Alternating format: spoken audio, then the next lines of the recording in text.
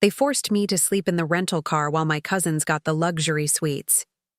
They made jokes about how I should be grateful they even invited me on this family reunion vacation.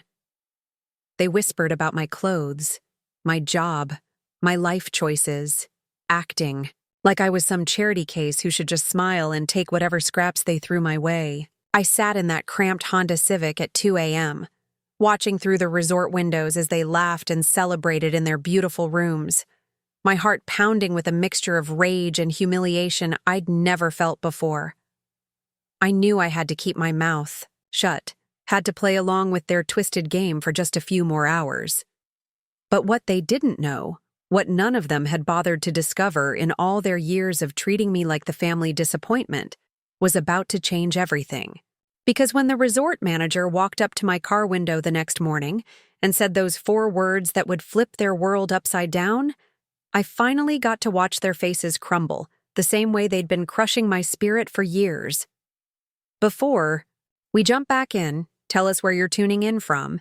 And if this story touches you, make sure you're subscribed, because tomorrow I've saved something extra special for you. Preparing and narrating this story took us a lot of time, so if you are enjoying it, subscribe to our channel. It means a lot to us. Now back to the story. The invitation had arrived 3 months earlier, sliding under my apartment door like a snake. My cousin Bradley's wedding was happening at some fancy resort in the mountains, and somehow, miraculously, I'd made the cut for the extended family vacation week leading up to the ceremony. The thick cardstock invitation felt expensive between my fingers, embossed with gold lettering that probably cost more than my monthly grocery budget. For a moment, just a moment, I let myself believe that maybe things had changed. Maybe after all these years, my family was ready to see me as more than just Marcus, the black sheep who'd dropped out of law school to pursue his dreams. I should have known better. The drive up to Pine Ridge Resort took 4 hours through winding mountain roads that made my old Honda wheeze and complain with every steep climb. I'd saved for months to afford the gas money and the modest contribution to the group accommodation costs that Bradley's mother, my Aunt Patricia, had demanded. From everyone, she'd made it clear in her follow-up emails that this was going to be expensive, that everyone needed to pull their weight financially, and that anyone who couldn't afford their share shouldn't bother coming. The way she'd phrased it, with that particular tone that managed to be both sweet and venomous, made it obvious she was talking directly to me. But I'd made it work. I'd picked up extra shifts at the bookstore where I worked, sold some of my grandmother's jewelry that I'd been saving for emergencies, and even borrowed money from my best friend Carlos to make sure I could contribute my full share. Because despite everything, despite years of being treated like an afterthought at family gatherings, I still held on to this stubborn hope that maybe this time would be different. Maybe being surrounded by the beauty of the mountains and the celebration of love would bring out the better angels of my family's nature. The resort was breathtaking, I had to admit. Pine Ridge sat nestled in a valley surrounded by towering evergreens, with a crystal-clear lake reflecting the snow-capped peaks in the distance. The main lodge was a masterpiece of rustic elegance, all timber and stone and floor-to-ceiling windows, that framed the wilderness like living paintings. Guest cabins were scattered throughout the property, connected by winding stone pathways that curved around carefully landscaped gardens and natural rock formations.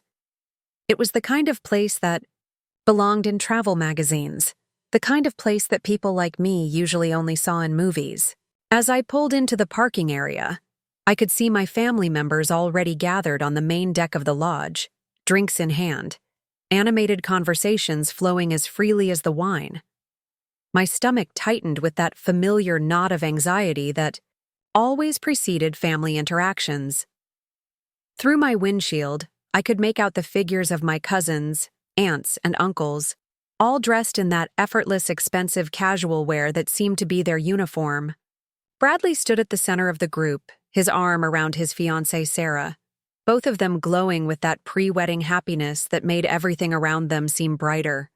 I sat in my car for a few extra minutes, gathering my courage and checking my reflection in the rearview mirror. I'd dressed carefully for this moment, choosing my best jeans and a button-down shirt that I'd bought specifically for this trip. It wasn't designer clothing, but it was clean and well-fitted, and I'd hoped it would help me blend in just enough to avoid the usual commentary about my appearance. My dark hair was neatly combed, and I'd even invested in a decent cologne, something that would make me feel more confident when I walked into their circle. Taking a deep breath, I grabbed my duffel bag from the back seat and made my way toward the group. The mountain air was crisp and clean, carrying the scent of pine and wildflowers that should have been refreshing, but somehow felt thin in my lungs. Maybe it was the altitude, or maybe it was the anxiety, but each step toward my family felt like walking underwater. "Marcus!" Bradley called out when he spotted me, his voice carrying that particular enthusiasm that people use when they want to appear welcoming in front of an audience. "You made it! We were starting to wonder if that old car of yours was going to make it up the mountain." The group turned to look at me, and I felt their eyes cataloging every detail of my appearance, my vehicle, my obvious financial limitations, compared to their luxury SUVs and rental convertibles that filled the parking area. Aunt Patricia approached with her arms extended for what I knew would be one of her trademark air kisses that never actually made contact with your cheek. "Oh, Marcus, sweetie," she said, her voice dripping with that particular brand of condescension that she'd perfected over the years. "I'm so glad you could make it work financially. I know these kinds of trips can be challenging for some people." The way she emphasized some people made it clear she wasn't talking about anyone else in the group. My cousin Jessica, Bradley's sister, looked up from her phone long enough to give me a once-over that somehow managed to be both dismissive and pitying at the same time. "Hey, Marcus, love the vintage aesthetic you're going for with that shirt. Very retro." The comments stung, but they weren't unexpected. This was how it always went with my family. They had a talent for delivering insults wrapped in fake compliments, for making me feel unwelcome while maintaining plausible deniability about their intentions. I'd learned years ago that calling them out on it only made things worse, only gave them more ammunition to use against me later.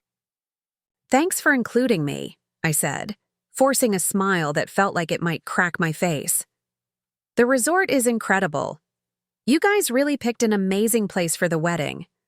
Well, when you have good taste and the budget to match it, you can afford to go somewhere special," said my Uncle Richard, Bradley's father, as he gestured broadly at the scenery around us. "Not everyone appreciates the finer things in life, but we've always believed in investing in quality experiences." The subtle dig wasn't lost on anyone, least of all me. Uncle Richard had a way of making every conversation about his success, his wealth, his superior choices in life. He owned a chain of car dealerships across 3 states and never let anyone forget it. His wife Patricia was equally accomplished, having built a successful real estate empire that she managed with ruthless efficiency. Together, they represented everything my family valued: financial success, social status, and the kind of material wealth that they believed reflected a person's true worth. Standing there in their circle, holding my worn duffel bag and wearing my carefully chosen but obviously inexpensive clothes, I felt like an imposter at their gathering of successful, accomplished people. But I reminded myself that I belonged here too, that despite our differences in circumstances, we were still family. That had to count for something, didn't it? "So, Marcus," said my cousin David, Uncle Richard's youngest son, "what are you doing for work these days? Still playing around with those books?" He said books like it was something distasteful, something that normal people wouldn't waste their time with. "I'm managing a bookstore downtown," I replied, trying to keep the defensiveness out of my voice. "It's actually really fulfilling. I get to help people discover new authors, organize community reading programs, and I'm working on some writing projects of my own." The silence that followed was deafening. I could practically hear the internal eye-rolling happening around the circle. To them, my job wasn't a career, it was a hobby that I was somehow managing to get paid for. The fact that I found it meaningful and rewarding was irrelevant in their calculus of success. "That's nice," Aunt Patricia said finally, her tone suggesting it was anything but nice. "Well, everyone has to find their own path, I suppose. Some people are just more ambitious than others." The conversation moved on quickly after that, shifting to topics that excluded me by design: stock portfolios, vacation homes, private school, decisions for their children, business acquisitions, and other markers of the lifestyle that they all shared, and I clearly didn't. I stood on the periphery of their circle, nodding when appropriate, laughing at jokes I didn't really understand, feeling more like an observer than a participant in my own family gathering. As the afternoon wore on, the topic eventually turned to sleeping arrangements, and that's when things got really uncomfortable. Aunt Patricia pulled out her phone and began reading from what was obviously a carefully planned list of room assignments. "Bradley and Sarah have the honeymoon suite. Of course. Richard and I are in the master cabin with the lake view. Jessica and David, you're sharing the 2-bedroom cabin near the main lodge. Tom and Linda," she said, nodding to my other aunt and uncle, "you have the cabin with the private hot tub. And Marcus." She paused, and I could feel something cold settling in my stomach. "Well, Marcus, there seems to have been a bit of a miscommunication about the booking." The group fell silent, and I felt every eye turn toward me. The mountain air suddenly felt much thinner. "What kind of miscommunication?" I asked, though I was already dreading the answer. "Well, it turns out that when we calculated the costs and divided everything up, we based it on the assumption that everyone would be able to contribute their full share without any issues. But the resort had some unexpected additional fees, and when we tried to adjust the booking..." She trailed off, shaking her head with what looked like genuine regret, but felt like calculated cruelty. "I paid my full share," I said, my voice coming out more defensively than I'd intended. "I transferred the money exactly when you asked for it." "Oh, sweetie, I know you did your best," Aunt Patricia continued, "but your contribution was based on the original estimate. The resort added fees for peak season, holiday surcharges, resort taxes, and some other costs that we couldn't have anticipated. Everyone else was able to cover the additional expenses, but..." She spread her hands in a gesture that was supposed to convey helplessness, but came across as dismissive. I felt heat rising in my cheeks, the familiar burn of humiliation that I'd experienced so many times in my life with these people. "How much additional money are we talking about?" Uncle Richard cleared his throat. "About $800 per person. We all had to chip in the extra amount to keep our reservations. $800. It might as well have been $8,000. I had exactly $43 in my checking account and maybe another $20 in cash in my wallet. I'd already stretched my finances to the breaking point just to make this trip happen. And now they were telling me that my sacrifice hadn't been enough, that once again I'd fallen short of their expectations. "I don't have another $800, I said quiet, the words feeling like admitting defeat. "We figured as much," Jessica said, not unkindly, but not particularly kindly either. "Don't worry about it, though. We talked to the resort management, and they said you can sleep in your car in the parking lot. It's totally safe, and there are bathrooms in the main lodge that you can use. Honestly, it's kind of like camping, which some people actually pay extra for." Sleep in my car? While they enjoyed luxury suites and private cabins, I would be cramped into the back seat of my Honda Civic, trying to find a comfortable position among the mountain of wedding gifts and supplies I'd brought for the celebration. The suggestion was delivered with such casual indifference that it took my breath away. "Are you serious?" I asked, looking around the circle for some sign that this was a joke, that someone would step up and offer to share their accommodation or help cover the additional cost. "It's just for a few nights," Bradley said, and I could hear him trying to convince himself as much as me. "The weather's supposed to be good, and honestly, You'll probably get to see the sunrise over the mountains better than any of us will from inside the cabins."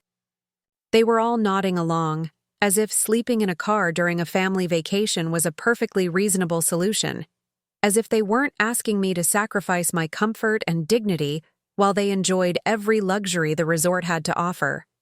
The worst part was how they were framing it, like it was almost a privilege, like I should be grateful for the opportunity to experience nature in such an authentic way. "I can't believe this," I said, but even as the words left my mouth, I realized that I could believe it. This was exactly the kind of thing my family would do, exactly the kind of casual cruelty they specialized in delivering with smiles and rationalizations.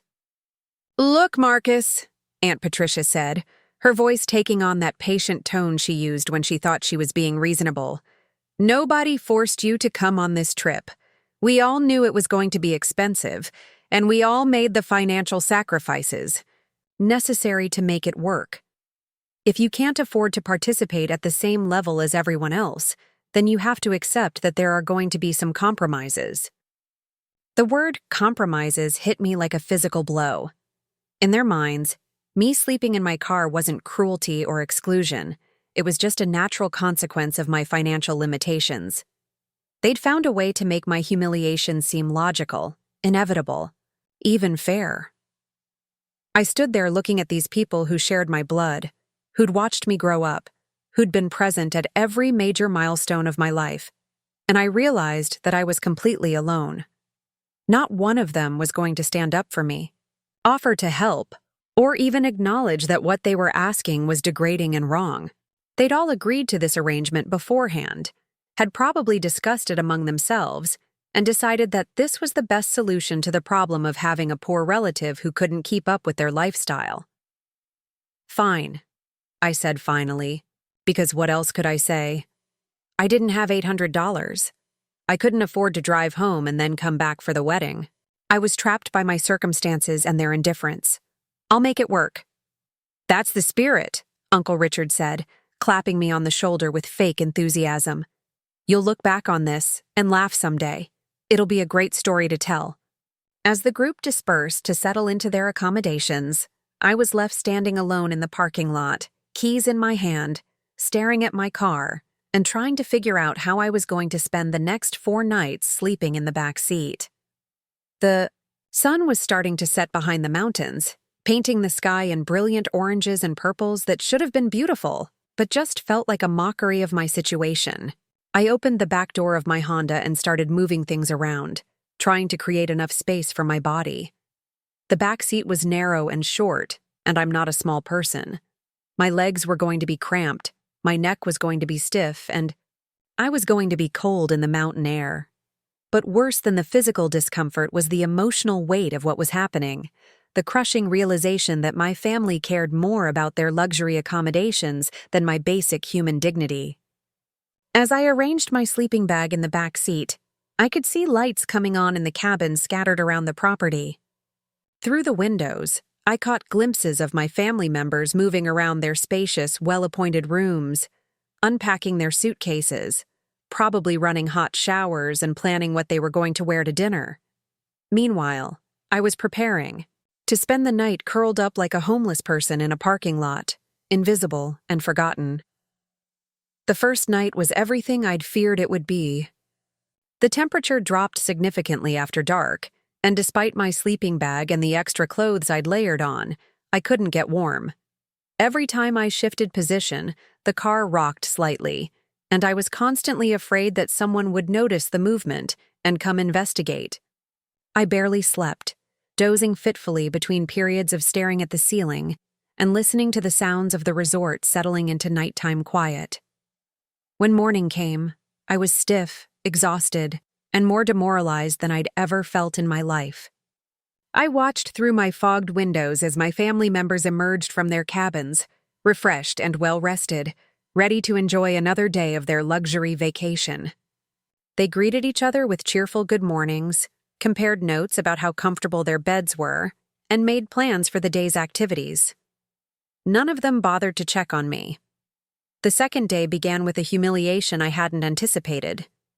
I woke up around 6 in the morning, my body screaming from the cramped position I'd held all night, only to discover that my family members were already up and moving around their cabins.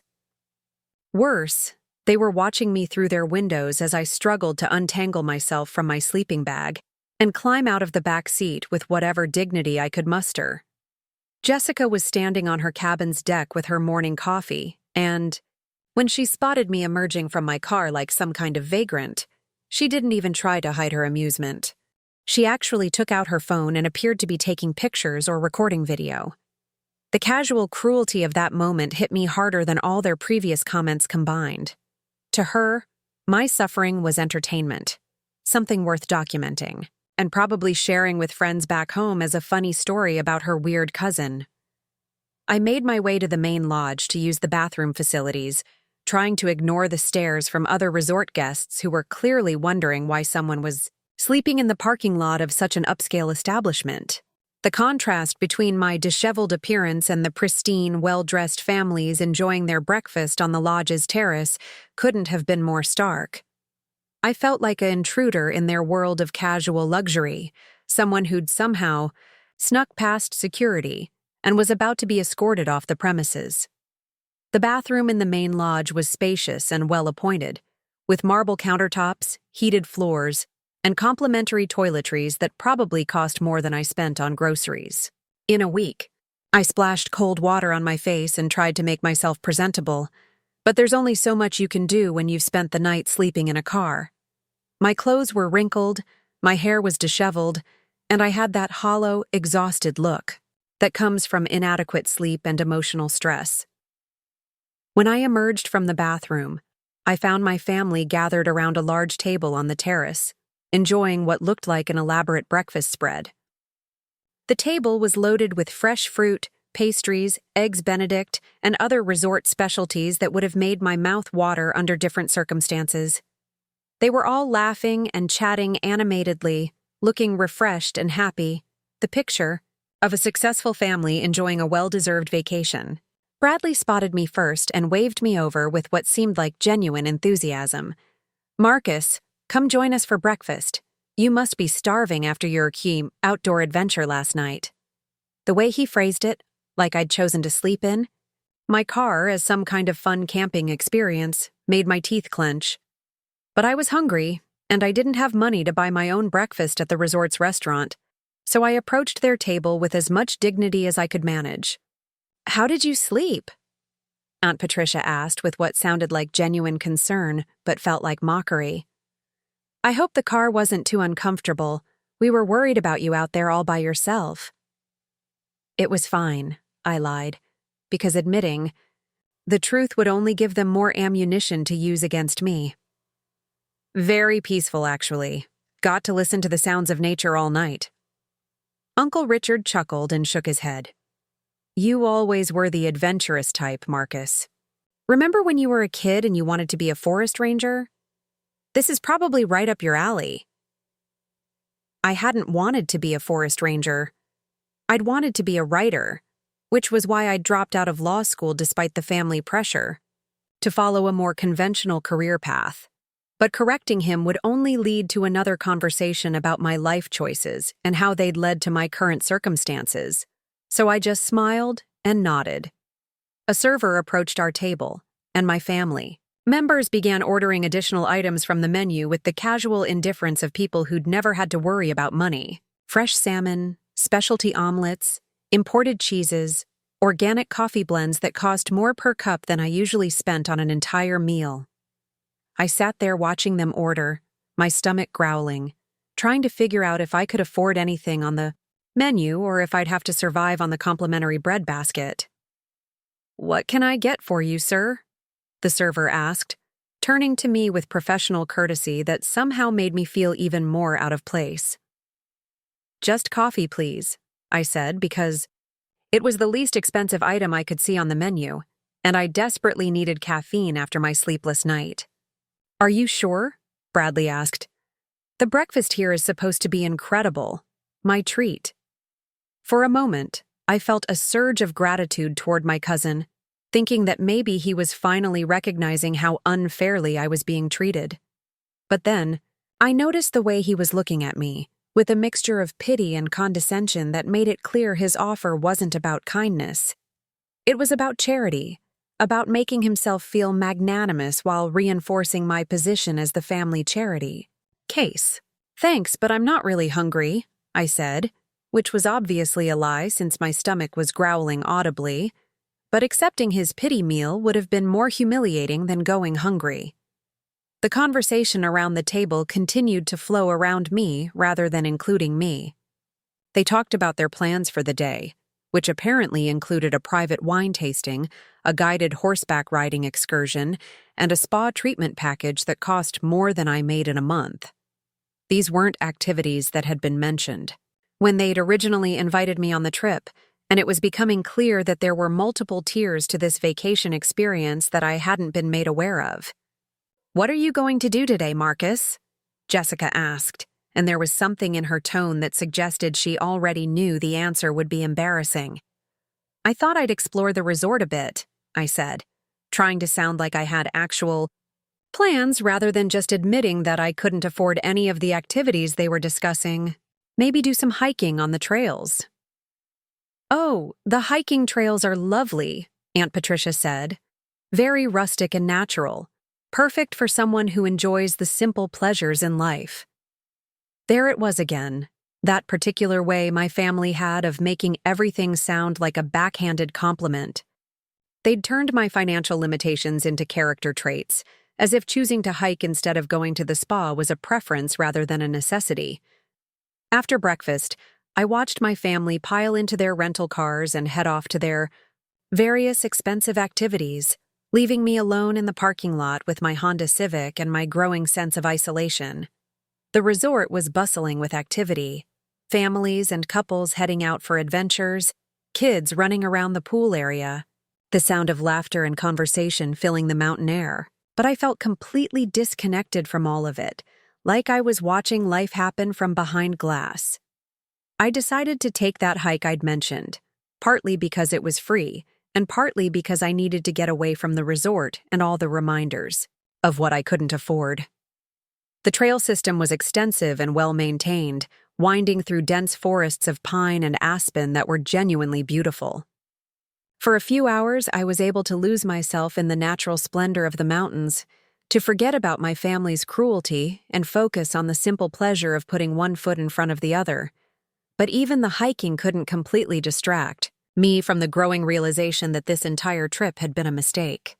I'd spent money I couldn't afford, sacrificed my dignity, and subjected myself to days of humiliation, all for the chance to be included in a family gathering where I clearly wasn't wanted. The worst part was that I'd done it to myself. Nobody had forced me to come. I'd chosen to accept their invitation, chosen to believe that maybe this time would be different, chosen to hope that blood relations meant something more than they apparently did.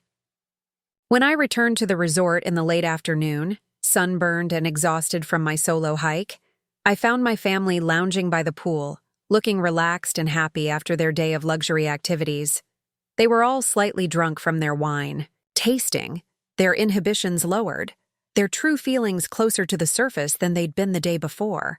"There's our mountain man," Uncle Richard called out when he spotted me approaching. "How was your wilderness adventure? See any bears?" "It was beautiful," I said honestly, because despite everything, the mountains had been spectacular. "Really? Peaceful." "I bet it was," Jessica said with a smirk. "Nothing like getting back to your roots, right? Living off the land, sleeping under the stars. Very authentic." The way she said authentic made it sound like an insult, like authenticity was something to be mocked rather than valued. I was starting to understand that in my family's worldview, anything that didn't cost money wasn't worth doing, and anyone who couldn't afford their lifestyle wasn't worth respecting. As the evening progressed, the comments became more pointed and less disguised. David made jokes about how I was probably saving money on hotels for the rest of my life, now that I'd discovered the joys of car camping. Aunt Patricia wondered aloud whether I'd considered applying for financial assistance programs that might help people in my situation afford basic accommodations. Uncle Richard suggested that maybe this experience would motivate me to get serious about my career and start making real money. Each comment was like a small cut, individually minor but collectively devastating. They were systematically dismantling whatever remained of my self-respect, and they were doing it with smiles on their faces, as if they were helping me by pointing out my shortcomings. The worst part was that some of their criticisms weren't entirely wrong. I was struggling financially. I had made career choices that prioritized fulfillment over income. I was different from them in fundamental ways that went beyond just money. But what they didn't understand, what they couldn't see past their obsession with material success, was that I'd built something meaningful with my life. The bookstore where I worked wasn't just a job, it was a community hub where people came to discover new ideas, where book clubs met to discuss literature, where kids came for story time and left with a love of reading. The writing I was working on wasn't just a hobby. It was my attempt to contribute something valuable to the world, to tell stories that mattered and connected with people's experiences. I'd chosen a path that valued human connection over profit, margins, that prioritized creativity over security, that measured success in terms of impact rather than income. It was a harder path, certainly, and it had led to nights like this one where I couldn't afford a hotel room at my cousin's wedding. But it was my path, and I'd been proud of it until my family made me feel ashamed of every choice I'd ever made. The second night in the car was even worse than the first. The temperature dropped even further, and I was already exhausted from the previous sleepless night. But beyond the physical discomfort, I was struggling with a profound sense of hopelessness that I'd never experienced before. I lay there in the cramped back seat, staring at the stars through my fogged windows, wondering how I'd let my life reach this point. I thought about all the sacrifices I'd made to be here, all the extra shifts I'd worked, the jewelry I'd sold, the money I'd borrowed from Carlos. I thought about the excitement I'd felt when I first received the invitation, the hope that maybe my family was finally ready to accept me as I was. I thought about all the times throughout my life when I'd tried to fit into their world, tried to be someone they could be proud of, only to be reminded again and again that I would never be enough. But somewhere in those dark hours of the second night, something began to shift inside me. Maybe it was exhaustion. Maybe it was desperation. But I started to feel less like a victim and more like someone who had choices. I didn't have to accept their treatment of me. I didn't have to internalize their judgment of my worth. I didn't have to let their definition of success define my sense of self. I began to think about the life I'd built back home, the customers at the bookstore who sought out my recommendations, the writing group I'd started that met every Thursday evening, the literacy program I'd helped establish at the local elementary school. I thought about Carlos, who'd lent me money without question because he believed in me, about my elderly neighbor, Mrs. Rodriguez, who saved newspaper clippings of local authors for me because she knew I was interested in the writing community. These people saw value in me that my own family couldn't recognize. They appreciated qualities that had nothing to do with my bank account or my career prestige. They understood that success could be measured in ways that didn't show up on tax returns or bank statements. By the time dawn broke over the mountains, I'd made a decision. I wasn't going to spend the next 2 nights sleeping in my car, accepting my family's cruelty as the price of their inclusion. I wasn't going to pretend that their treatment of me was acceptable or that I deserved it because of my financial circumstances. I was going to find another way, even if it meant leaving early and missing the wedding entirely. When I climbed out of my car that third morning, stiff and tired but somehow more resolved than I'd felt in days, I didn't know exactly what I was going to do. But I knew I wasn't going to spend another night as my family's charity case, their object of pity and amusement. I was going to reclaim my dignity, even if it cost me my relationship with them permanently. The morning air was crisp and clean, filled with the scent of pine and the promise of another beautiful day in the mountains. Resort guests were beginning to emerge from their comfortable accommodations, heading to breakfast, planning their daily adventures. I watched them with a mixture of envy and something approaching clarity. These people were enjoying their vacation because they belonged here, because they could afford to be here, because nobody was making them feel like intruders in paradise. I deserved that same sense of belonging, that same basic human dignity, and I was about to find a way to claim it, even if my family had no intention of giving it to me freely. What I didn't know, what I couldn't have imagined as I stood there in that parking lot planning my escape from their cruelty, was that the universe was about to intervene in ways that would change everything forever. I was standing by my car, that third morning, trying to work up the courage to approach the front desk about checking out early, when I heard footsteps approaching across the gravel parking lot. I turned to see a woman in a crisp business suit walking directly toward me, her expression serious but not unkind.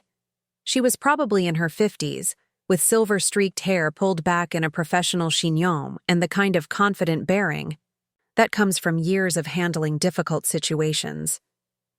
"Excuse me?" she said, stopping a few feet away from my Honda. "Are you Marcus Chen?" The question caught me completely off guard.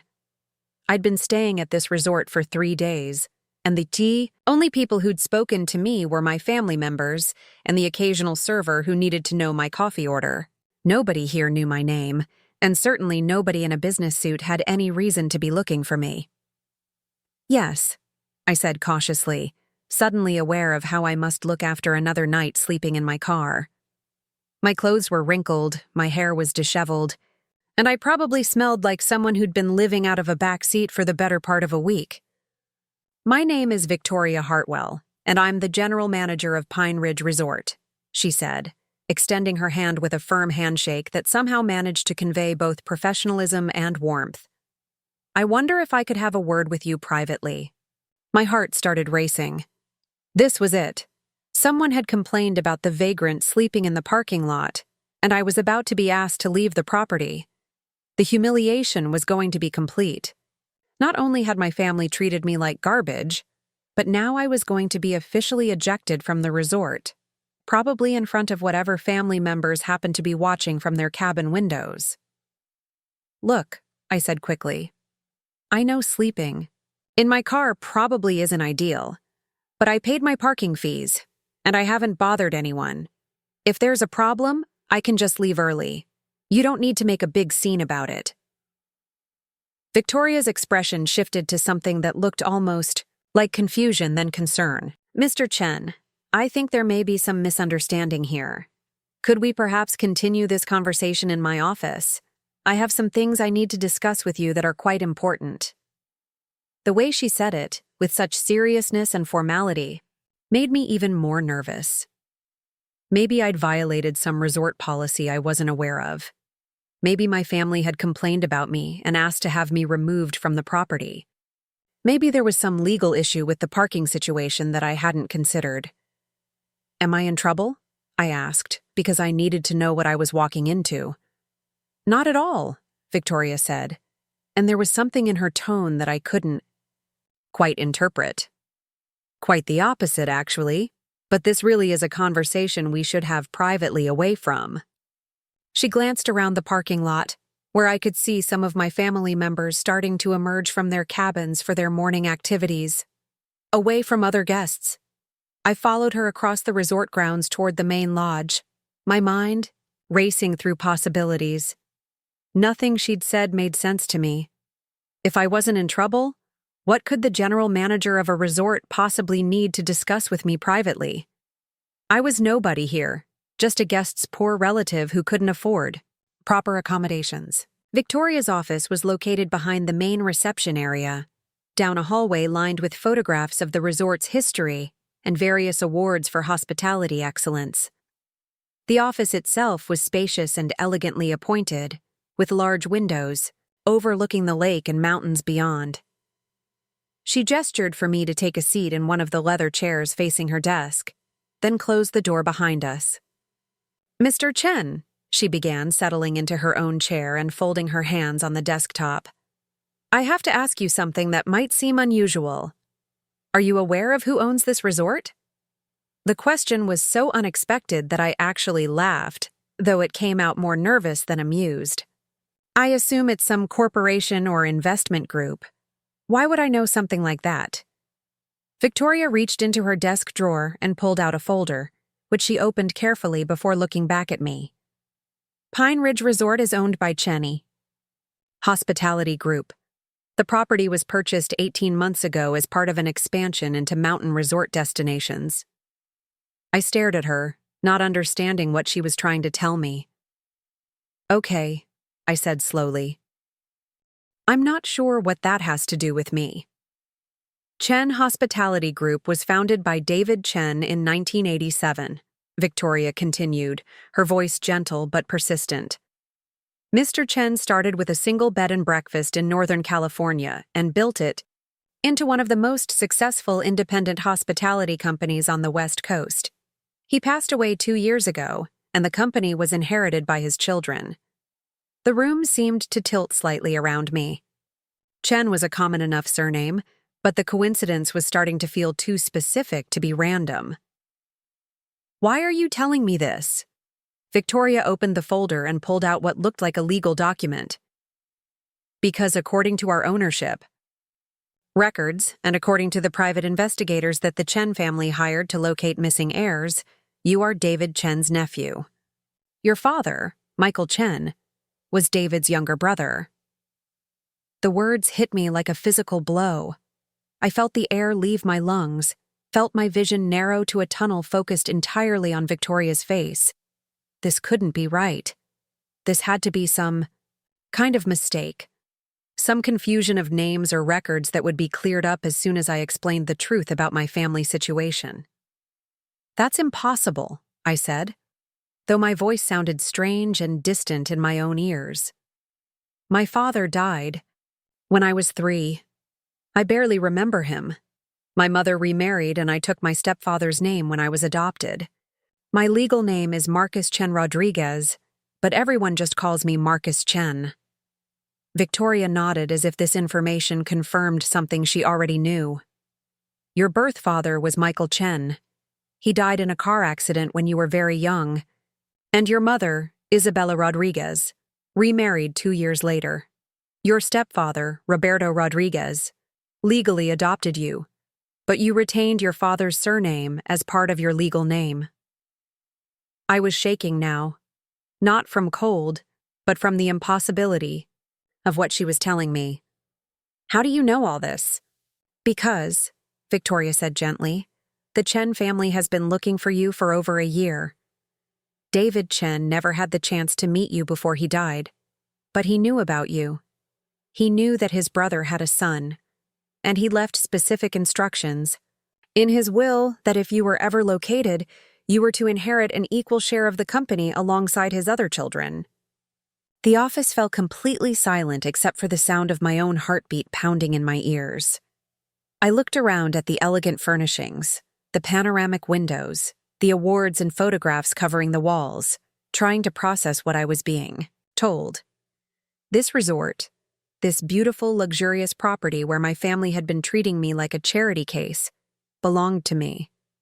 At least partially. I don't understand, I said finally.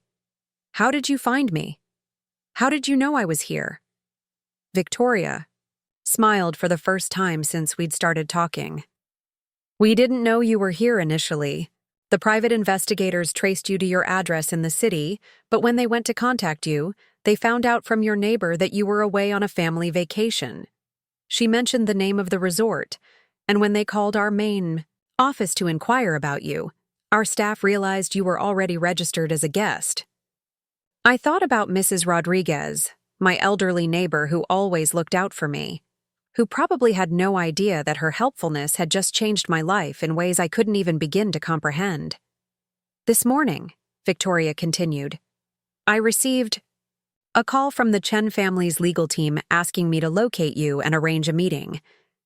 When I checked our guest registry and saw that you were staying in our parking lot. She paused, her expression shifting to something that looked like embarrassment. Well, I have to say, that raised some questions about how you were being treated during your stay here. The irony was so overwhelming that I started laughing, though it came out shaky and borderline hysterical. Here I was, sleeping in my car, because my family couldn't afford to include me in their luxury vacation. And it turned out I actually owned the place where they were staying. The cosmic justice of it was almost too perfect to believe. "Are you absolutely certain about this?" I asked, because I needed to be sure before I allowed myself to fully process what this meant. "There's no chance this is a case of mistaken identity?" Victoria handed me the folder she'd been holding. Inside were copies of legal documents, birth certificates, inheritance papers, and what looked like a family tree that clearly showed the connection between my father and David Chen. There were also photographs, including one of a man who looked remarkably like an older version of myself, standing next to what the caption identified as the first Chen hospitality property. "Your Uncle David built this company from nothing," Victoria explained as I studied the documents. "He started with a single property and grew it through hard work, smart investments, and an absolute commitment to treating guests like family. When he died, he controlled 17 properties across 4 states, including this resort. According to his will, you inherit a 25% stake in the entire company. 25% of a 17-property hospitality empire. I tried to do the math in my head but couldn't even begin to calculate what that might be worth. Millions. Certainly. Maybe tens of millions. The numbers were so large they felt abstract, like monopoly money rather than real wealth. "There's more," Victoria said, pulling out another set of documents. "Your uncle also left a personal trust fund that he established specifically for you, in case you were ever found. It's been accumulating interest for 2 years, and it currently contains approximately $300,000. I set the folder down on my lap because my hands were shaking too badly to hold it steady. $300,000. I'd been agonizing over $800 in additional resort fees, sleeping in my car rather than ask my family for help. And it turned out there was a trust fund with my name on it that contained more money than I'd ever imagined having in my entire life. "Mr. Chen," Victoria said softly, "are you all right? I know this is a lot to process." "I need some air," I said, standing up abruptly because the office suddenly felt too small to contain everything. I need to think about this. Victoria stood as well, her expression concerned. "Of course. Take all the time you need. But Mr. Chen, there is one more thing I need to mention. The Chen family legal team will be arriving here this afternoon to meet with you and handle the paperwork for your inheritance. They'll also want to discuss your role in the company going forward." "My role in the company?" "As a 25% owner, you'll have a significant voice in how Chen Hospitality Group operates. Your cousins have been running the business since your uncle's death, but major decisions require consensus among the inheritors. You'll need to decide how involved you want to be in the day-to-day operations." I walked toward the window, looking out at the resort grounds where families were enjoying their vacations, where my own family was probably planning another day of activities I couldn't afford. The view was spectacular, mountains and lake and forest stretching as far as I could see, and now I was being told that I owned part of all of this. "What happens if I don't want it?" I asked, though even as the words left my mouth, I knew how ridiculous they sounded. Victoria looked genuinely surprised. "You don't want your inheritance?" "I don't know what I want," I said honestly. 12 hours ago, I was sleeping in my car because I couldn't afford a hotel room. Now you're telling me I'm a millionaire. It's a lot to process." "I understand," Victoria said. "But Mr. Chen, if I may say so, your Uncle David would have been very proud to know that his nephew had chosen a career in books and writing. He was a voracious reader himself, and he always said that the hospitality business was really about telling stories, about creating experiences that people would remember and share with others. Something about that observation hit me in a way that all the financial numbers hadn't. The idea that my uncle, this successful businessman I'd never met, might have understood and valued the choices I'd made, the path I'd chosen, felt more meaningful than all the money and property combined. "Can I see the resort?" I asked suddenly. "I mean, really see it? The parts that guests don't normally get to visit?" Victoria smiled. "Mr. Chen, you can see anything you want. You own it." We spent the next 2 hours touring the property, and with each room, each facility, each carefully designed space, I began to understand what my uncle had built. This wasn't just a business. It was an expression of values. Every detail had been chosen to make guests feel welcome, comfortable, valued. The staff spoke about the company with genuine pride and affection.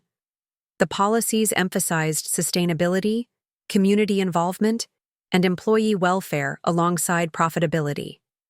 As we walked through the main lodge, I noticed something that made me stop in my tracks. There was a small library area off the main lobby, with comfortable reading chairs and shelves lined with carefully curated books. A sign next to the entrance read, "David Chen Memorial Reading Room, books donated by local authors and community members." "He loved this space," Victoria said, noticing where I was looking. "He used to come here early in the morning before the guests were up, just to read and think.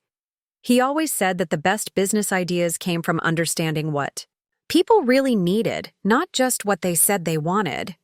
I walked into the reading room and ran my fingers along the spines of the books, recognizing many of the titles from my own recommendations to customers at the bookstore back home. There were classic novels, contemporary fiction, books on philosophy, and business and travel. It was the kind of collection that someone who truly understood the power of stories would assemble. "Victoria," I said, turning back to face her, "I want to ask you something, and I need you to be completely honest with me." "Of course." "The other guests staying here this week, my family members, how have they been treating your staff?" Victoria's expression shifted slightly, becoming more guarded. "Mr. Chen, I'm not sure it would be appropriate for me to comment on other guests." "They're not just other guests," I said.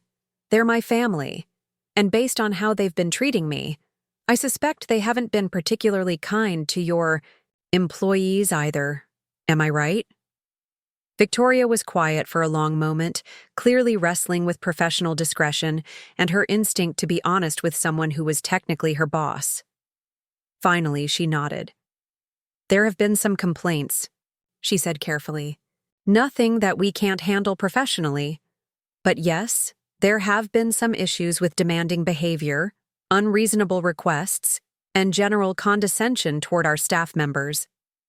I felt a familiar burn of anger in my chest, but this time, it was different. This time it wasn't the helpless rage of someone being mistreated with no recourse. This time it was the focused determination of someone who had the power to do something about injustice. "What time did you say the legal team was arriving?" I asked.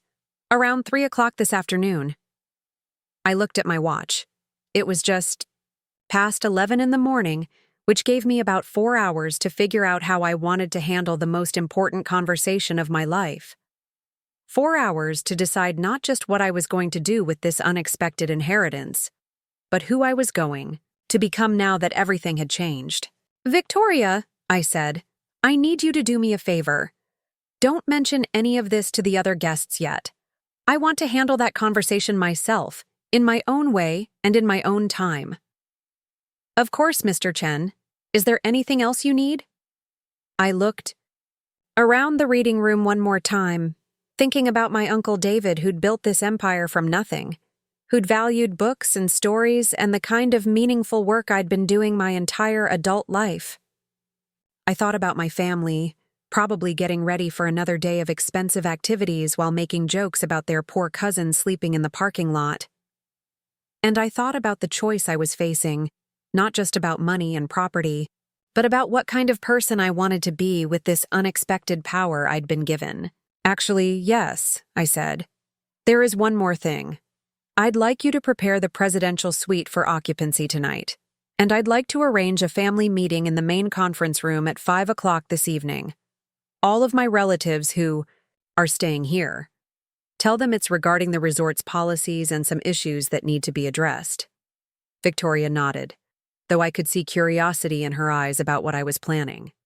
Should I mention that the meeting is being called by the resort's ownership? I smiled, and for the first time in 3 days, it felt completely genuine. Yes, I said. I think that would be appropriate. The presidential suite was everything I'd imagined luxury could be and more. Floor-to-ceiling windows framed the mountain landscape like living artwork, while the marble bathroom featured a soaking tub large enough for 3 people and heated floors that made every step feel like walking on clouds. The sitting area was appointed with handcrafted furniture and original paintings by local artists, and the bedroom contained a king-sized bed with thread counts I'd never dreamed existed. But what struck me most was the personal touches, the way every detail had been chosen to create not just comfort, but a sense of belonging.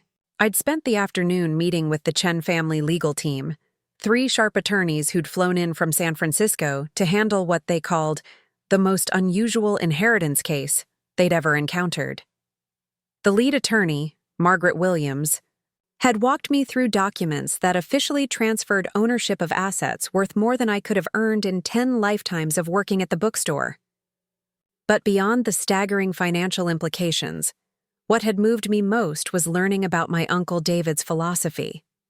He used to say that true wealth wasn't about accumulating money, Margaret had explained, but about creating value for other people.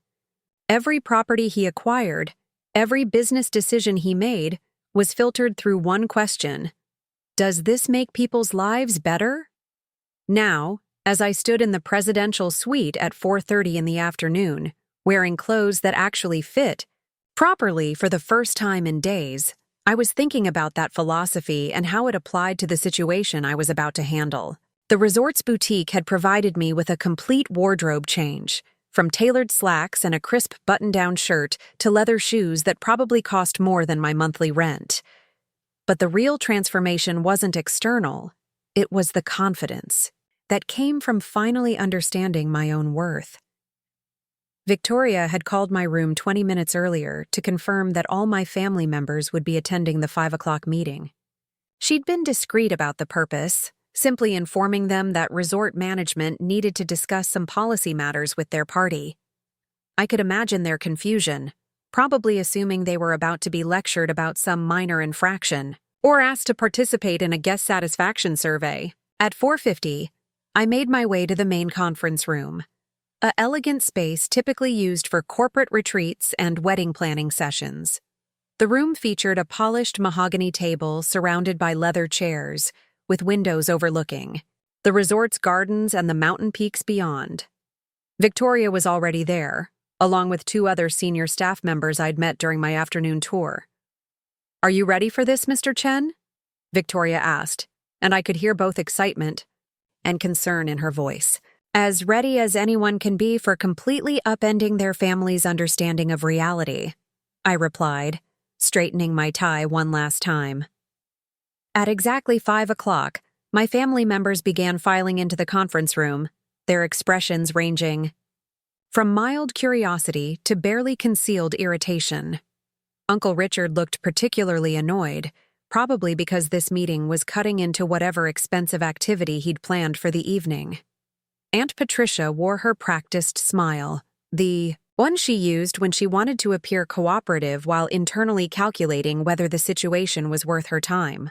Bradley and Sarah entered together, both looking slightly overdressed as if they were treating this as some kind of formal presentation they needed to impress. Jessica came in checking her phone, clearly signaling that she considered this an interruption to more important matters. David brought up the rear, already looking bored before anyone had even spoken. What struck me immediately was how they positioned themselves in the room. They took seats clustered together on one side of the conference table, creating a clear US versus them dynamic with the resort staff on the other side.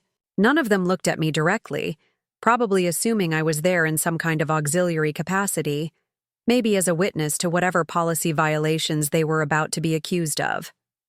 "Thank you all for coming," Victoria began, her voice carrying the professional authority I'd observed throughout the day.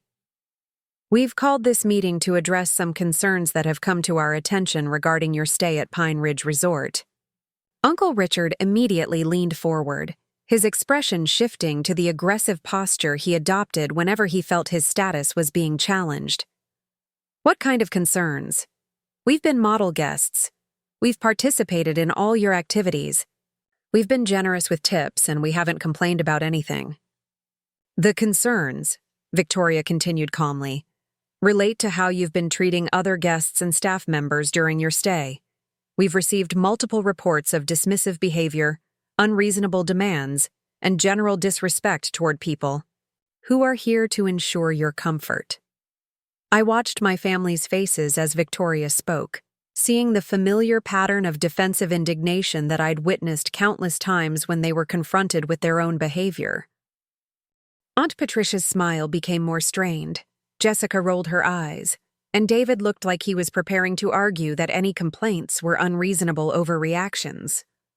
"I'm sorry," Bradley interjected, "but this seems like a waste of everyone's time. If someone on your staff has hurt feelings because we asked for proper service, that's a training issue for your employees, not a guest relations problem." "It goes beyond service requests," Victoria replied, pulling out a folder I recognized as containing incident reports. "We have documented instances of staff members being spoken to inappropriately, unreasonable demands being made with threats of negative reviews, and general behavior that violates our resort's community standards." Uncle Richard stood up abruptly, his face flushing red. "This is ridiculous. We're paying customers, and we expect to be treated with respect, not lectured like schoolchildren by resort management. If you're not happy with our business, we can take it elsewhere." "Actually," Victoria said, her voice remaining perfectly calm, "that brings us to the main purpose of this meeting. We need to discuss your continued stay at Pine Ridge Resort and whether it aligns with our values as a property." The room fell silent. I could see the confusion spreading across my family's faces as they tried to process what they were hearing. In their experience, resort management didn't threaten to kick out paying customers, especially ones who were spending as much money as they were during wedding week. Aunt Patricia recovered first, her voice taking on the icy tone she used when she felt her authority was being questioned. "I think there's been some kind of misunderstanding here. We're not just random guests. We're here for a family wedding. We've booked multiple rooms for an entire week. We've participated in all your premium activities, and we've been nothing but generous with our spending. I don't know what kind of complaints you think you've received, but I assure you they're either misunderstandings or exaggerations." "The complaints aren't misunderstandings," I said, speaking for the first time since entering the room. Every head turned toward me, and I saw the moment when my family members realized I wasn't just some random person observing their meeting. Jessica's eyes widened as she took in my changed appearance, the professional clothes, the confident posture. David's mouth actually fell open slightly, as if he was trying to reconcile this version of me with the person who'd been sleeping in a car in their parking lot. "Marcus," Bradley said, his voice uncertain, "what are you doing here? And why are you... How did you..." "The complaints aren't misunderstandings," I repeated, standing up and walking around the table to face them directly. "Because I've been watching you treat people badly for the past 3 days. I've seen how you talk to the servers, how you dismiss the housekeeping staff, how you act like everyone here exists solely for your convenience." Uncle Richard's confusion was rapidly transforming into anger. "What the hell is going on here? Why is he part of this meeting? Marcus, if you think you can get back at us for the sleeping situation by making up stories to resort management, you're making a huge mistake."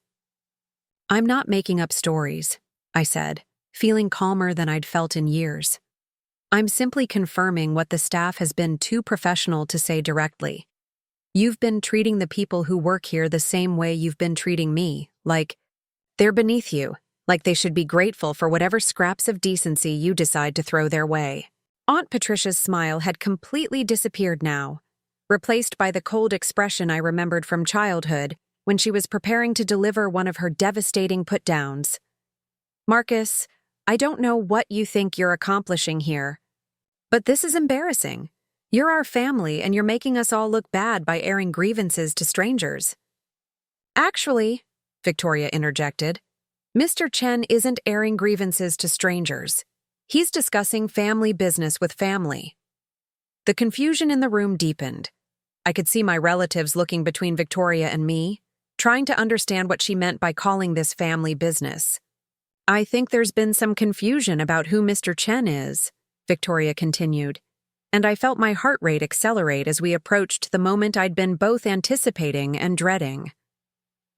"Perhaps you should explain your relationship to Pine Ridge Resort, Mr. Chen."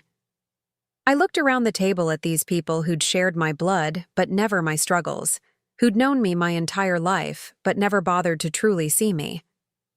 They were all staring at me now with expressions ranging from confusion to growing alarm, as if they were beginning to sense that something fundamental was about to shift in their understanding of reality. "My relationship to Pine Ridge Resort," I said slowly, savoring each word, "is that I own it." The silence that followed was absolute. Not just quiet, but the kind of complete absence of sound that occurs when every person in a room stops breathing simultaneously. I watched as the words registered, as my family members tried to process information that didn't fit any framework they had for understanding their world. Jessica spoke first, her voice barely above a whisper. "What do you mean you own it?" "I mean," I said, walking back to my chair and sitting down with the kind of casual confidence I'd never felt before, "that Pine Ridge Resort is owned by Chen Hospitality Group, which was founded by my uncle David Chen. When he died 2 years ago, he left me a 25% stake in the company, which includes this property and 16 others across 4 states. David was shaking his head like he could make my words untrue through sheer denial. "That's impossible. You work at a bookstore. You couldn't afford to pay the extra fees for a room. You've been sleeping in your car." "I've been sleeping in my car," I said, "because you told me I had to. Because you made it clear that there wasn't room for me in your luxury vacation unless I could pay what you considered my fair share. What you didn't know, what none of you bothered to find out, is that I didn't need to pay anything. I could have stayed in the presidential suite every night if I'd wanted to." Bradley's face had gone completely pale.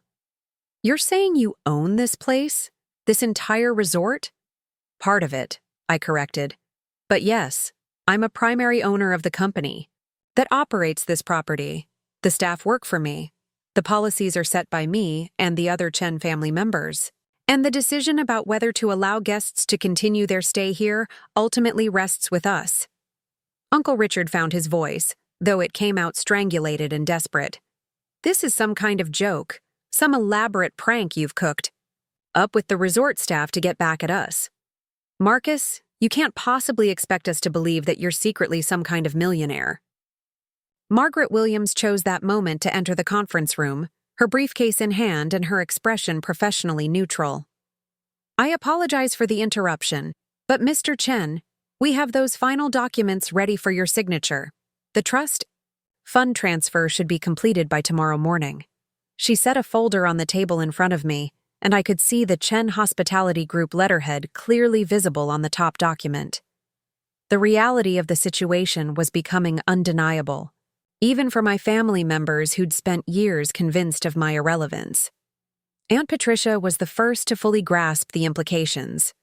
I watched her face transform as she realized that the person she'd been treating like a charity case for the past 3 days was actually in a position to make decisions about her comfort, her accommodation, potentially even her ability to stay for Bradley's wedding. "Marcus," she said, and her voice had completely changed, taking on the honey-sweet tone she used when she wanted something. "I think there may have been some misunderstandings this week. You know how family dynamics can get complicated during stressful times like weddings." "Misunderstandings," I repeated, leaning back in my chair. "Is that what we're calling it?" Jessica had recovered enough to attempt damage control. Look, if we said some things that hurt your feelings, we're sorry. You know we didn't mean anything by it. We're family, and family forgives each other for mistakes. You're right, I said. Family should forgive each other for mistakes. But there's a difference between mistakes and patterns of behavior. There's a difference between accidentally hurting someone's feelings and systematically trying to make them feel worthless. I stood up and walked to the windows, looking out at the resort grounds where other families were enjoying their vacations, without anyone being forced to sleep in parking lots or serve as unpaid help or endure mockery disguised as humor.